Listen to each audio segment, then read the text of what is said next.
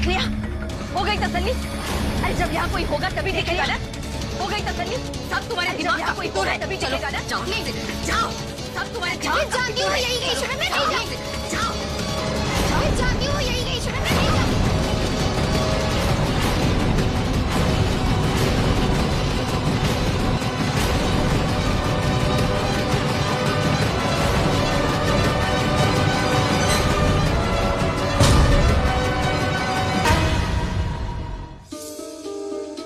कमाल है, इन लोगों ने डिलीवरी की विधि अभी तक शुरू क्यों नहीं की? क्या चल क्या रहा है अंदर? अब तो मुझे चिंता होने लगी। डॉक्टर,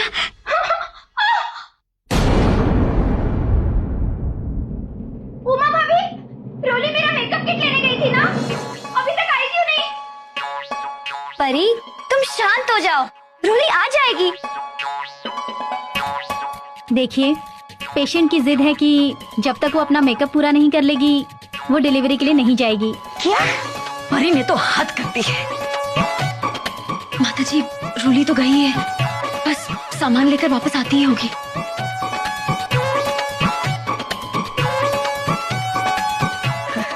जानवी बेटा, ये देखो ना। Doctor, I am also nurse from city hospital. अगर आप बुरा ना माने तो क्या मैं पेशेंट से मिल सकती हूँ? Please come. शोली को गए हुए काफी वक्त हो गया है ना, उसे अकेला नहीं जाना चाहिए था। मुझे उसकी चिंता हो रही है। अब तक तो वो आ जानी चाहिए थी ना।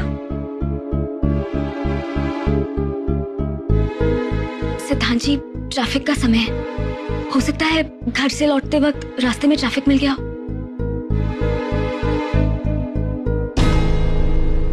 मुझे अंदेशा था ही कि आप दोनों मिले हुए, लेकिन अब भी यकीन नहीं हो रहा। कोई अपने दिल में इतने सालों तक जहर भर के कैसे जी सकता है? आपने तो भारद्वाज परिवार से बदला लेने के लिए अपने इस जिंदा बेटे को मरा हुआ घोषित कर दिया। किस लिए? पैसों के लिए? मोती जी, क्या आपके लिए रुपए पैसे रिश्तों से भी ज्यादा अहमियत रखते हैं? अपने खून से भी ज्यादा? हाँ हाँ हाँ, ये धन दौलत हमारे लिए बहुत मायने रखती है।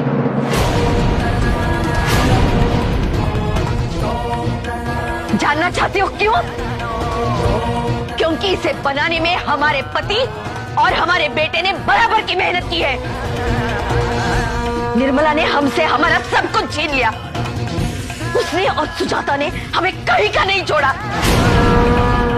अरे अपने बेटे से तो हम कुछ ही महीने पहले मिले, लेकिन इतने सालों से जो दुख, जो तकलीफ हमने सही है, उसका हिसाब कौन देगा? बोलो, कौन लौटाएगा वो सारे पल, वो सारी खुशियां जो हमें मिलनी चाहिए थी?